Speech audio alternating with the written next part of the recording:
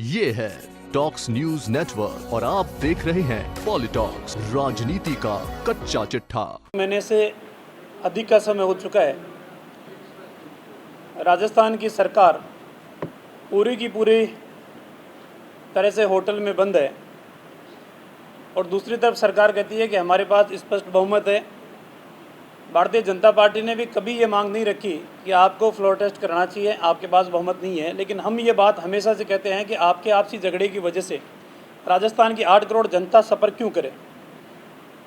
झगड़ा इनका आपस में तालमेल इनके नहीं है।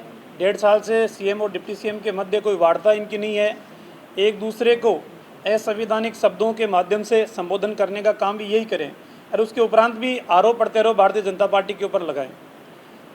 मैं आपके इस प्रेस कॉन्फ्रेंस के माध्यम से मैं चाहूँगा कि राजस्थान की आवाम को जिन हालातों के ऊपर आपने छोड़ रखा है, आज पूरे राजस्थान के अंदर भी मानसून भी धोखा देता हुआ हमें नज़र आता है।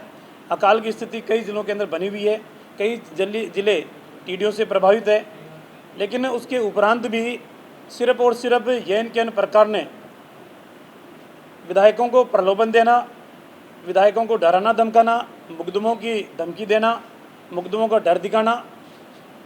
और जब सत्ता पक्ष के पास कोई विधायक आते हैं तो वो तो नैतिकतावान विधायक हैं, ईमानदार विधायक हैं, बिना किसी प्रलोभन के आए हुए विधायक हैं। और जब इन्हीं के दूसरे ग्रुप के अंदर कोई चला जाए तो कहते हैं कि साहब भारतीय जनता पार्टी मोटी रकम दे रहे हैं, रकम की राशि भी प्रदेश के मुखिया ही तय कर रहे हैं। तो इस तरीके के हालात की जनता को मुगालते में रखकर गुमराह करके और सिर्फ अपनी सत्ता को बचाए रखना, ये काम प्रदेश की सरकार कर रही है। हद तो तब हो गई कि जब इन्हीं के विवाद बहुजन समाज पार्टी के 6 विधायक वो कहते हैं कि हमने मर्जर कांग्रेस के अंदर कर दिया और अब हमारा बसपा से कोई वास्ता नहीं है। न्यायालय के अंदर उसका मामला भी विचाराधीन है। उसके उपरांत भी बसपा के जीतकर वर्तमान में कांग्रेस में शामिल होने वाले उदयपुर पार्टी के विधायक ने भी जिन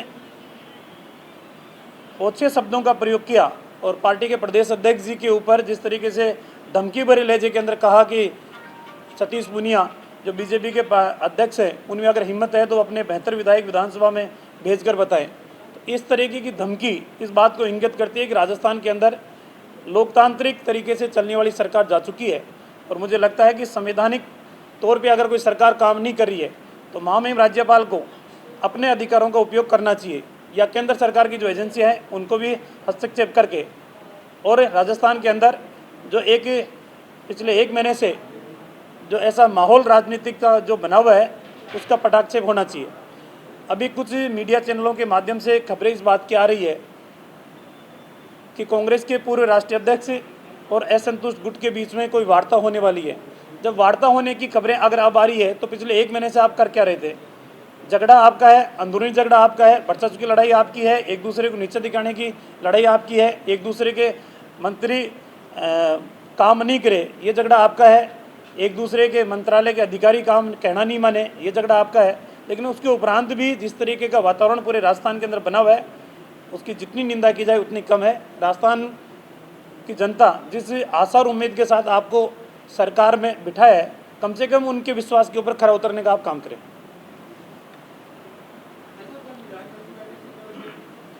कल विधायक दल की बैठक 4 बजे है जी। स्थान वही है सीतापुरा, जहाँ राज्यसभा चुनाव के अंदर भारतीय जनता पार्टी का चिंतन शिविर चला था।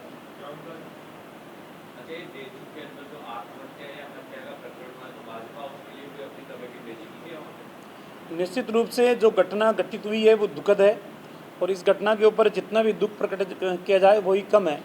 लेकिन एक साथ 11 लोगों की मौत, ये तो पुलिस के इन्वेस्टिगेशन का पार्ट है कि मौत का कारण हत्या है या आत्महत्या है या अन्य कोई कारण है। एक बार स्थिति स्पष्ट हो जाए उसके बाद में अगर हमें संतुष्टि नहीं रहेगी कि आखिरकार कोई न कोई संदेह है मगर मौत में, तो भारतीय जनता पार्टी के स्थानीय कार्यकर्ता तो वहाँ जा चुके हैं।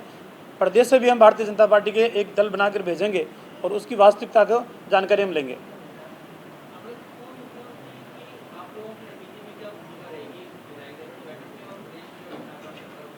पार्टी के शीर्ष नेतृत्व जो निर्देश हमें देता है, जो आदेश हमें देता है, उसकी अक्सर सभी कार्यकर्ता करते हैं। और आने वाले समय के अंदर भी हम सब परिवार के सभी सदस्य एकमुखी हैं, एकमत है। पार्टी का शीर्ष नेतृत्व जो निर्देशित करेगा उसकी अक्षरतः पालना सभी करेंगे। जैसा मैंने कहा है कि पार्टी के सभी कार्यकर्ताओं की सहमति की जो भूमिका होती है वही सहमति की भूमिका सभी की है, और सबका जो निर्णय है वो सामूहिक निर्णय है, एकल निर्णय किसी का नहीं है। और पार्टी का शीर्ष नेतृत्व जैसा निर्देशित करेगा उसकी पालना सभी कार्यकर्ता करेंगे।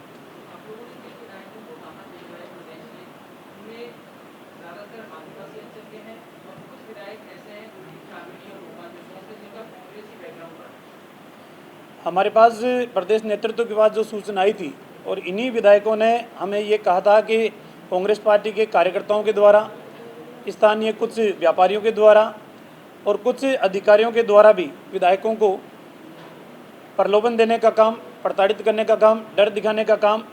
और जैसा पार्टी के प्रदेश अध्यक्ष सतीश पूनिया जी पहले कह चुके हैं कि वक्त आने के ऊपर हम तथ्यों के साथ आप सबको इसकी जानकारी भी देंगे। इस पूरे राजनीतिक माहौल के अंदर भारतीय जनता पार्टी भी अपनी सतर्कता और सावधानी रखकर चल रही है। कदम इस बात की हम रख रहे हैं कि जिस तरीके का चोला पहनकर राजस्थान की सरकार दिखावा करती है, वास्तविकता के अंदर उससे बहुत परे है। और वास्तविकता में परे इसलिए है कि सरकार कहती क्या है और करती क्या है। जो चुनावी वादे किए थे उनमें से भी सिर्फ और सिर्फ वोट बैंक की राजनीति और सिर्फ मैसेज देने की राजनीति के अलावा जनता को अब तक कुछ भी नहीं मिला है और आने वाले समय के अंदर मिलने की उम्मीद भी नहीं है।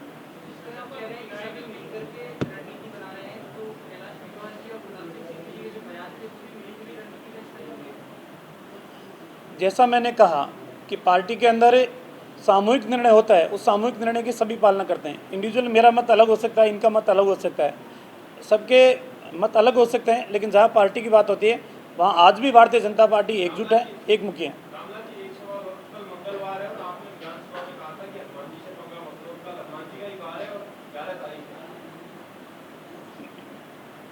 अब की बार विधानसभा चुनाव के उपरांत भी मुझे भी मेरे विधानसभा के कई लोग ये कहते थे कि आपका नंबर तीसरा है, लेकिन जब मुझे इस बात की सभी को जानकारी मिली कि परिणाम मंगलवार को आएंगे तो मैंने कहा कि मंगलवार को अगर परिणाम आएगा तो परिणाम सकारात्मक रहेगा।